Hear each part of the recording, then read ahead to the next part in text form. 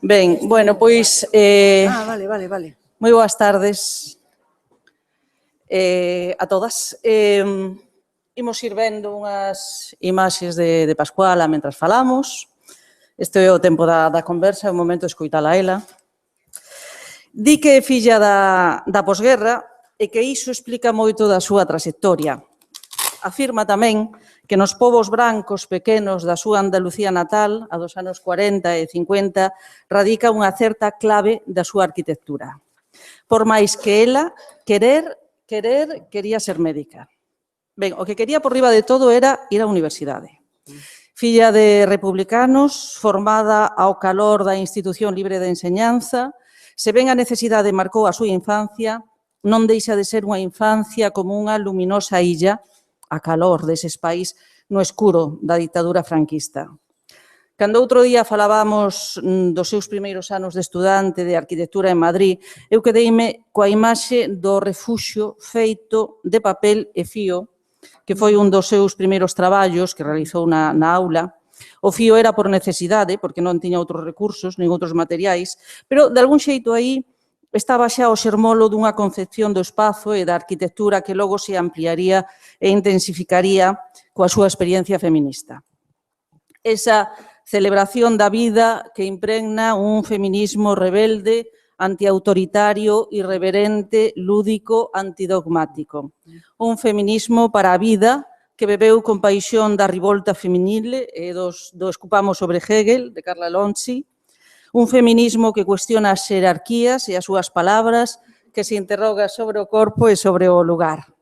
Aí se sitúa Pascuala Campos e na súa mirada atenta desentraña os elementos do cotián que conforman a trampa e a rede, o entramado do sistema patriarcal e machista contra o que ela levanta as súas construcións para a vida. E están cheas esas arquitecturas de limiares, de lugares de paso, de lugares para o encontro, tamén para a intimidade. Ela fala dunha arquitectura que favoreza as sutís e complicadas relacións humanas, onde a recreación do espazo sexa un apoio e unha consecuencia do amor á vida. Son as arquitecturas para a vida de Pascuala Campos. Que tal, Pascuala? Como estás? Pues un poquito nerviosa. Qué importante, ¿no? Un poquito nerviosa. ¿Cómo estás viviendo esa jornada? Bien. Muy contenta de haber visto a todas las chicas que han estado antes, encantada, me ha gustado mucho y bueno, muy bien. Y el público en general también, o sea que muy bien, todo muy bien. Antes, cando Marián presentaba a cartografía, foi moito traballo o que fixo Marián con Pascuala, recollendo datos. Yo se lo tengo que agradecer a Marián, porque yo soy un desastre, ¿no? Entonces Marián se lo tomó muy en serio y me dijo, mira una cosa, me voy a ir a tu casa y de tu casa no salgo hasta que no los tengas. Se vino 3 días, se vino a mi casa, se sentó en mi casa, yo salí, ella se quedó allí sola con su café. Y al final me dije, vete sacando cosas. Y ya me fui sacando cosas y al final ella hizo sola la cartografía. Yo se lo iba sacando las cosas que me decía. Sí. Claro, este traballo te obriga a pensar un pouco sobre a propia vida, a trayectoria, bueno, sacar fotos, tal ano fixen tal cousa. Que percepción tes da túa dese percorrido? Este trabajo lo que tiene es del susto del espejo, claro. O sea, te vas a mirar al espejo y dices, pero yo, ¿quién soy? ¿Es esa? ¿Soy un monstruo? ¿No soy un monstruo? ¿Soy o era o fui o voy a ser? O no sé qué. Y entonces tienes un lío espantoso, ¿no? Pero un lío espantoso. Entonces, claro, y hasta que un día, porque a mí siempre las cosas se me ocurren, o en la ducha o en la cama, ¿no? Por la noche, ¿no? Entonces, un día en la ducha dije yo, pues la verdad es que, claro, que ¿cómo percepción tengo que en la vida? Bueno, pues la verdad, pues yo qué sé, la verdad es que depende del día que me toque, depende de dónde esté, ¿no? Depende lo que sienta, depende cómo me haya ido el día, ¿no? Y luego hasta que de repente dije yo, la verdad es que me pasa mal, algunas veces me pasa muy bien, hasta que llegué al punto, digamos, final que dije, bueno, la verdad es que yo soy una superviviente de muchos naufragios. Y ya me quedé tranquila. Entonces ya dije, pues si lo soy, pues lo seguiré siendo, ¿no? Digo yo. Bueno, pois a infancia, tes uns pais, o teu pai sí. Encarcerado. Mi padre, bueno, yo nací en el 38, mi padre en el 39 estuvo condenado a muerte porque era rojo, claro. Y además mi padre era militar, entonces a mí me contaban cosas que esas cosas te quedan siempre, ¿no? ¿Cuánto tiempo tenemos? Porque si no podemos pasar aquí 2 horas. Tenemos media hora. Media hora. Bueno, ahora debemos tener 20 minutos. 20 minutos, bueno. Pues eso, que sí, que es muy importante la vida de mis padres para ubicarme en el mundo, indudablemente. Y las cosas que yo oía de la vida de mis padres, ¿no? Mi padre estuvo condenado a muerte, luego después nos fuimos, lo desterraron, bueno, esas cosas que pasaron de la posguerra, ¿no? Y allí estaban mi padre y mi madre haciendo lo que podía, una con 24 años y el otro con 27, que ahora mismo se parece que son unos críos, pero no. Entonces era una gente muy mayor que había pasado muchas cosas, muchos problemas. Mi madre murió, mi abuelo murió en el bombardeo de Madrid, entonces marcharon a Sabiote. Y bueno, ese ha sido, digamos, mi inicio vital, indudablemente apoyada por mis padres, a veces también, en fin, dándome la lata a mis papás, a la una y el otro, ¿no? O sea, que hay que decirlo todo, sí. A figura da tua nai tamén é unha figura moi importante, unha muller criada na Institución Libre de Enseñanza, que vos educa a vos tamén, non? Vamos a ver, la figura de mi madre fue fundamental para todos, porque mi padre, claro, mi padre era veterinario, trabajaba mucho, venía con, que en ese momento yo no entendía, pero venía con un trauma de posguerra, ¿no? Y mi madre era la que aportaba pues, la alegría, la atención, el cuidado psicológico, mental, la lectura, nos enseñaba a cantar, nos enseñaba a hacer cosas, hacía de todo, y era una mujer muy extraordinaria. O sea, si no hubiera estado mi madre, yo pues no sé lo que hubiera sido de nosotros, o de nosotras, pero éramos 9 hermanos, Si queréis que os cuente un poco más de mi madre. Bueno, contanos como chegas a arquitectura. Porque tú o que querías era ir á universidade. Yo tenía muy claro, vamos a ver, claro, en aquellos momentos decían, pues, nos decía mi padre, no se puede, la niña no puede ir a la universidad, no tenemos dinero, no podemos. Y mi madre, sí, por supuesto que sí, que tiene que ir a la universidad. Y yo decía, si no me manda a la universidad, yo me escapo. Porque, claro, todo lo que me había contado mi madre, de su vivencia, de la Institución Libre de Enseñanza, de la universidad, de los profesores, de los compañeros, yo quería vivir aquello. Y entonces, al final, pues efectivamente, fui a hacer arquitectura. ¿Qué pasó? Que yo antes quería hacer medicina, pero en casa mi padre no me dejó. No me dejó porque había una tradición de que mi abuelo no pudo hacer medicina, él no pudo hacer medicina, quiso una veterinaria y cuando yo quise hacer medicina, mi papá dijo que no. Dije, bueno, pues ya está. Luego manté la tradición. Pues entonces al final, bueno, como dibujaba bien y como me dieron una matrícula de honor en matemáticas en el ingreso de la universidad, dije, ay, pues esta niña está muy lista, pues que vaya a arquitectura. Dije yo, pues bueno, pues me voy a arquitectura. Y luego me matriculé en arquitectura y en primero en medicina. Hice los 2 cursos a la vez y estaba muy a gusto. Y muy bien. Primero porque me había salido con la mía, segundo porque me daba la gana. Y ya está. ¿Y qué descubres la carrera? Pues mira, en la medicina, como me enamoré, pues yo dejé porque no me daba tiempo de hacer todo a la vez, ¿no? Y eso que hice disección, que fue lo más duro, ¿no? Pero luego después en la carrera lo que descubrí es lo que decían todos los profesores anteriores a mí, que era una catástrofe. La escuela de arquitectura son catástrofes. O sea, son espacios compartimentados que no están relacionados entre sí. Hay una exigencia brutal en trabajos a hacer y a entregar. Y es una auténtica catástrofe. De todas maneras, yo lo que podía pasaba. Y luego me centraba en proyectos. Pues era lo que me importaba, los proyectos. O refugio... Lo que hablabas tú del refugio, es que eso ya estaba en el segundo de la carrera, el Cano Lasso. Nos había puesto un trabajo que luego, fíjate tú, yo pensando dije yo, si yo en la escuela he puesto un refugio y no me acordaba que esto podía estar ligado a esa experiencia mía del refugio, porque nos había puesto un refugio y teníamos que presentar una maqueta y yo en casa no tenía para hacer nada, no porque no tenía, entonces lo hice con papel cosido, ¿no? Y entonces ya sabes que Cano, Rita lo conocía, Cano Lasso era muy elegante y muy coqueto, entonces ya tenía 20 añitos, claro. Y entonces llegaba y dice, ay, ¿esto? Y dije, esto está muy bien. Entonces, como yo decía, pues que me quiero sentar aquí porque quiero que la luz me dé en la cara cuando hay que ver la luna, pero no sé qué, tal. Dice, mira, Alvaralto hace lo mismo que tú. Y yo dije, ¿quién? Y entonces, a partir de ahí, dije, me fui inmediatamente a la biblioteca a ver a Alvaralto. Y entonces ahí ya empezó la historia mía con Finlandia, ¿no? Y bueno, y ahí está. E que te interesa? De quen? Da arquitectura nórdica, de Finlandia, Pues del mira, de la barato. arquitectura nórdica, primero encontrar un lenguaje que yo entendía. Que en teoría, claro, con Andalucía y Finlandia tienen poco que ver, pues no, tienen que ver en el sentido de cómo yo vivenciaba el paisaje andaluz y los pueblos y las casas y todo aquello de la comunicación con lo de fuera, lo interior, las secuencias, las sombras, las luces, los patios, todo eso. Y luego en Finlandia es que resulta que hacen una arquitectura que está abierta al paisaje. O sea, con el frío que hace, sin embargo, estás abierta completamente al paisaje, al verde, a las plantas, también a las transiciones entre la vivienda y sobre todo lo de Alvarado, que es espectacular, ¿no? Ahí nomás también, pues yo me acuerdo que habíamos ido las primeras veces que fuimos, Ana y yo, pues estuvimos en la casa de Alvarado, ¿no? Y de Aino Marcio, pero Aino Marcio solamente está en una foto. Y entonces una señora que nos lo explicó dijo, y Aino Marcio hizo esta comunicación. Entonces pasó una corredera que va de la cocina al cuarto, a la zona de comer. Esto era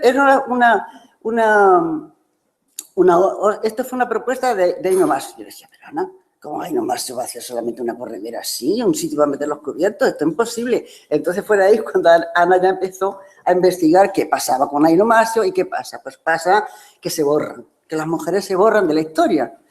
Pues ¿por qué? Porque la historia la siguen haciendo los hombres. Y los hombres pues se miran mucho el ombligo. Y entonces, y además se entienden muy bien, ¿no? Porque, bueno, o están peleándose o se entiende. Pero bueno, tienen ese compañerismo así de apoyarse, ¿no? Y entonces desapareció. Y entonces, bueno, pues yo reconozco que la Aino Marcio allí, y yo le decía también a una compañera, a Miriam Golub, pues decía, ¿tú te das cuenta que cuando se murió Aino Marcio, las obras de Alvarado, mira que a mí me gustaba mucho, yo le decía a mi madre, qué guapo, y decía, ay, calla, hija, no es guapo, no es guapo. Decía, pero no ves cuando estaba con las flores así, muy borracho, pero bebía mucho. Yo decía, es que está guapísimo. Bueno, pues que eso que decía yo, es que las mujeres en la historia pues enseguida se barren y entonces una de las cosas que me gusta a mí de lo que estáis haciendo aquí es precisamente el enlace generacional, porque a mí me parece que hay que reconocer. Y ahí nomás ya empezó Ana a trabajar con las mujeres, las pioneras, que es asombroso, porque son unas mujeres estupendas, tenemos amigas allí de las pioneras que son maravillosas, y entonces empezamos a decir, ahí nomás yo no puedo hacer solamente esta corredera entre la cocina y la zona de comer. Y entonces ya empezamos a tomar contacto con las... Como chegas ao feminismo? Pues mira, el feminismo, pues como te decía, pues por la amistad. Por la amistad. Porque nos juntábamos, que bueno, está Luisa, que está ahí, está Carmen, bueno, y así. Y entonces, bueno, nos juntábamos, hablábamos, pensábamos, sentíamos, y entonces, hasta que yo me fui, lo he traído por fetichismo. Porque este libro lo compré yo en la librería de mujeres de Madrid. Y entonces dije, mira, he encontrado este libro que yo creo que está muy bien, vamos a leerlo. Esto era del 70, nosotros nos empezamos a reunir, que fueron como 75, 76, ¿no, Luisa? Por ahí, ¿no? Y entonces empezamos a leerlo, y escuchar, y entonces empezamos a estudiarlo todo. Y me hace gracia porque antes de venir estuve releyendo un poco y dije, a ver, ¿de dónde yo ahora me entero, me introduzco aquí para sentirme? Entonces te voy a solamente un poco, ¿eh? Dije yo, bueno, pues mira, ellos hicieron este libro, Recalar el 11, y entonces hicieron un primer manifiesto y luego aquí en este otro libro que salió en el 76, la presencia del homo en el feminismo. Esto, quien sepa italiano, el italiano será muy bonito, ¿no? Entonces, tiene primer manifiesto y segundo manifiesto. Y entonces a mí del primer manifiesto hay una cosa que me gusta mucho, ¿eh? Que ya en la parte final que dice, en la realidad, esto bueno, es esta traducción, pero yo creo más gracioso que en italiano, pero bueno, está en esta traducción. En la realidad ardiente de un universo que nunca ha revelado sus secretos, nosotras quitamos mucho del crédito dado a los empeños de la cultura. Queremos estar a la altura de un universo sin respuestas. Nosotras buscamos la autenticidad del gesto de rebelión y no lo sacrificaremos ni a la organización ni a la ideología. Ya mira, esas dos cosas ya dijeron, ya, fuera. Y luego, o sea, a partir de ahí, o cuando llegamos ahí, era como el espíritu realmente de nuestras reuniones, de lo que pensábamos, de lo que sentíamos. Y luego, cuando hicieron esto, cuando fuimos a Rivolta, en la librería encontramos el libro de Rivolta, entonces encontramos el segundo manifiesto, que es del 76. Y el segundo manifiesto fue como como un dardo en el pecho, porque empieza diciendo así, dice, la mía aventura sono yo. Ella no, ya, y ya. Ya, yo me acuerdo de, bueno, fue como si de repente me descubriera que era corpórea, que tenía un cuerpo, que era el mío, que no era de nadie, y pues, para mí fue espectacular. Entonces, eso es lo que a mí me gustaba de Rivolta. Luego ya conocimos a Carla Lonzi, fuimos a un 8 de marzo, fue muy divertido porque fuimos a casa de las chicas que nos invitaban, porque como nadie tenía dinero en esas épocas, pues entonces nos invitaban a las casas, igual que hacíamos nosotras cuando después venían la gente aquí, íbamos a las casas, ya a mí me tocó una casa, a otro le tocó otra casa, otro que otra cosa, y entonces fuimos a Rivolta. Y en Rivolta estaba Naya Quinta, que era otra de las... Bueno, todo esto eran unas mujeres espectaculares, ¿eh? Inteligentes, agradables, y dijeron, estáis aquí, ¿por qué estáis aquí? Pues somos españolas, y dijimos, pues yo soy Naya Quinta, bueno, ¿y por qué os interesa esto? Bueno, estuvimos explicándole, bueno, pues entonces ya voy a Carla Lonzi. Ya vamos a Carla Lonzi, quedamos con ella, fuimos a su casa, nos invitó a pasteles y a vino, y estuvimos charlando mucho tiempo, nos peleamos, fuimos a Ana Fernández, María José Quizán y yo, y evidentemente María José y yo nos peleamos. Y entonces Marcela dice, no, te digo, no, la otra, no, que no, bueno. Carla Lonzi estaba encantada de la vida viéndonos nuestras peleas, nuestras disputas, ¿no? Y luego ya Carla Lonzi me dio el teléfono de Marta Lonzi, que era una arquitecta, que aquí en el libro sobre el feminismo, sobre el segundo manifiesto y tal, pues entonces es que también, que ella habla del derecho a la subjetividad. Claro, que me parece también algo fundamental. O sea, tienes derecho a ser tú, no al que seas como te está mandando, o desde el partido, o desde la iglesia, o como incluso ni tu padre ni tu madre, ¿no? Como decía tu madre, aquí cada uno es lo que es, ¿no? Y ya está. Entonces, la verdad es que fue muy importante para nosotros. E iso como impregnou despois a túa obra? Quero dicir, a cuestión da arquitectura, como influe na maneira de pensar, o espazo e... que las cosas no van separadas, ¿no? Entonces, va todo junto, ¿no? Va todo junto. Entonces, si ves lo diverso y lo complejo en un sitio, porque lo vives además, cuando estás haciendo arquitectura también ves lo diverso y lo complejo. Entonces, no puedes hacer propuestas abstractas porque eso es el modelo de vivir, esa es la forma de vivir y las cosas tienen que ser así, se pongan donde se pongan. Se hacen en las mismas casas de Andalucía que en Galicia, pues no es así. Entonces, el entender eso es la manera que yo introduje. Vamos a ver, yo nunca he hecho las cosas queriendo, ¿eh? Yo quiero hacer esto, quiero ir para aquí o quiero ir para allá, ¿no? Vas como fluctuando, ¿no? Vas haciendo, vas sintiendo lo que decía Rita esta mañana. Es que estas cosas cuando te encuentras con el paisaje, tienes, como decía también Inma, ¿no? Te encuentras con el paisaje, primero tienes que entenderlo, tienes que sentirlo, y una vez que lo sientes, pues empiezas a respetarlo, ¿no? Y una vez que lo respetas, pues entonces ya empiezas como a acompañarlo, no imponerte en una forma, no, sino empiezas a acompañarlo. Entonces cuando ahí empieza a aparecer una arquitectura que yo pienso que esa puede ser para vivir, porque tú ya estás viviendo cuando haces la propuesta, ¿sabes? Antes decía o dos povos andaluces como pode influir mucho. esos espazos na túa concepción do espacio. Claro, porque es que los pueblos andaluces, por ejemplo, la luz de la sombra es fundamental. Y a mí eso me parece que eso marca, como decía también Inma, ¿no? La sombra del árbol, ¿no? La sombra del árbol que no es la sombra del edificio. Entonces, esas sombras, esos umbrales, esas maneras de pasar, esa manera de sentir los pueblos. Además, los pueblos ahora están destrozados, pero en esa época era una maravilla los pueblos. Y luego el paisaje era espectacular, ¿no? Entonces, todo eso, ¿cómo? Pues fui sensible a ese paisaje y cuando vine a Galicia también fui sensible a este. Esa es la manera. O sea, no transpuse una cosa a otra, porque allí hay unas maneras de, por ejemplo, la luz, ahí si pones un escenario así, te achicharras. Aquí tiene que ser un escenario de otra manera, ¿no? Porque es distinto. O sea que las cosas, vamos a ver, la expresión física de sentimientos parecidos, cuando lo transformas, cuando lo materializas, entonces tiene que ser diferente. Entonces yo aprendí a las diferencias, aunque yo de alguna manera quisiera sentirme, pues eso, traspasando umbrales, que entonces se traspasaba yo de una manera que se traspasa de otra. Y entonces todo eso es un conglomerado de sensaciones que luego se traduce en un hecho real. En un hecho real y un hecho físico, claro, por supuesto. Creo que era no texto de Pilar Cos que leía antes María Xosé Agra, falaba das renuncias. Ela, en algún momento, fixo unha alusión ás renuncias. Esta maneira de vivir e de pensar implica moitas renuncias? Para mí no. Para mí no, porque... Bueno, primero porque yo después de estar en el estudio, cuando separamos César y yo, entonces yo en el 80, entonces yo monté un estudio con Ana Fernández y no llegaba nada, pero nada de nada. Pero bueno, luego después me fueron apareciendo cosas y entonces las cosas que me fueron apareciendo fueron en concurso, bueno, cosas pequeñas, lo de con barro, que fue un encargo y todo eso. Tienes que pelear un poco para poder llegar a donde tú quieres llegar, ¿no? Pero no tuve que renunciar en principio a nada.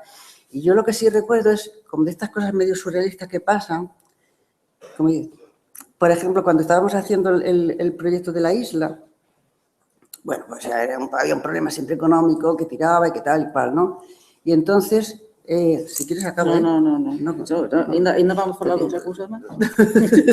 Entonces, estuvimos mirando materiales para el suelo y tal. Entonces yo fui a una tienda, que no lo diré quién es, de Coruña, muy elegante, que tenía mucho de todo y tal, y tal.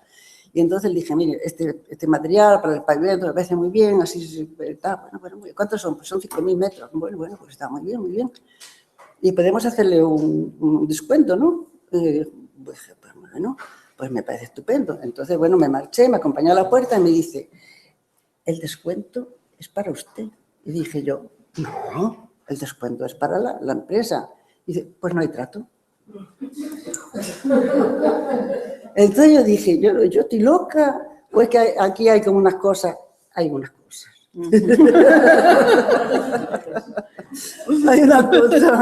Hay muchas cosas, ¿sabes? Muchas cosas, así, pues sí, eso. Pero vamos, renunciar, pues no. Enfadarme, sí.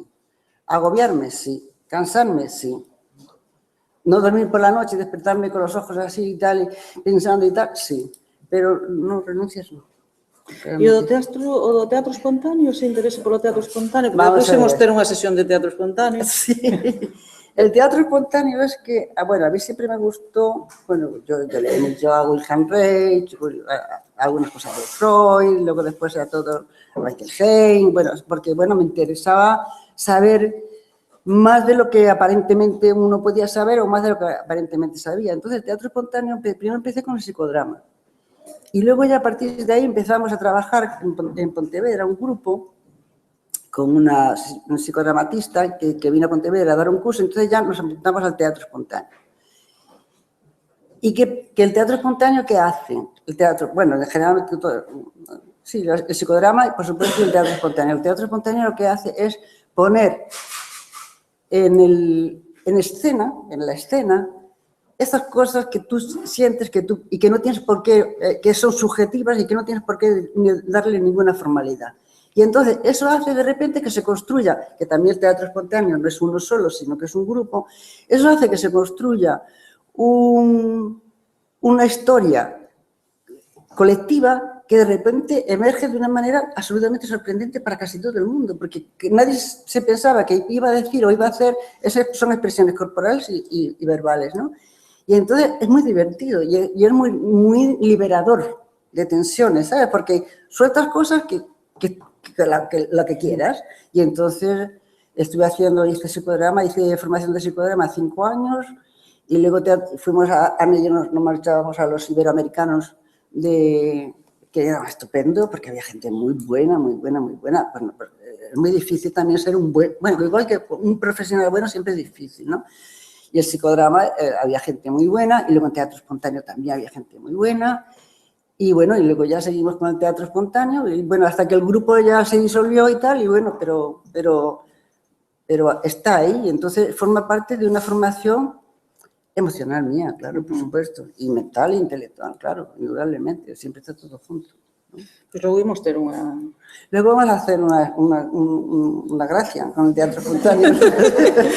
Ben, pois, rematamos. Pues sí. Rematamos. Non sei se queredes intervir ou damos ya Pues, damos paso á mesa xa. Damos dado Non? Damos a mesa. dado por dado. Pois damos.